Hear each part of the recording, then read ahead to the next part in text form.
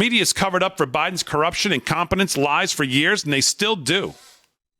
They've also continuously lied to destroy Trump since he rode down the escalator in 2015. They'll continue to, because all they care about is power for themselves and for the Democrat Party.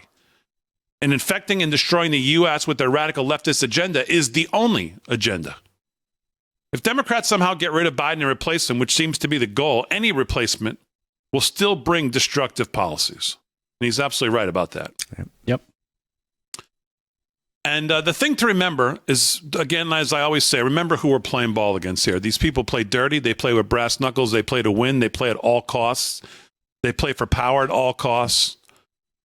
And if they do stick with Biden because they have to in the delegate situation and all that, and Biden and Mrs. won't get on board, they'll find some other tack. They'll go down deeper. They'll go lower. They'll go dirtier. They'll do whatever they have to do. This is not we are not all of a sudden in the ninth inning with 2 outs and no on, and we got our best closer on the mound. That's not the situation we're at.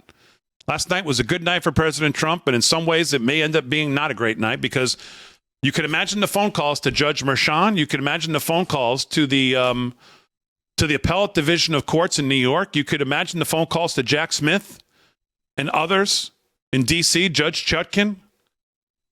They are going to turn up the ever-loving heat in every way they can after last night if they feel like they have to stick with Biden. They will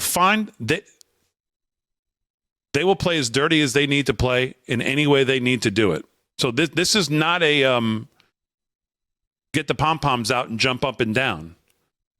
This is get your guard up and get ready for what's going to be the most ferocious, I'd say, month that we've ever experienced here in July, but certainly the most ferocious 131 days to get this thing to the finish line. Yeah, John Fredericks this morning said, lace them up tight. It's going to be a wild ride. Oh, yeah, no doubt. This might be a month like we've never experienced before coming up, given what's going to happen on July 11th and afterwards and what the aftermath will be, especially after last night.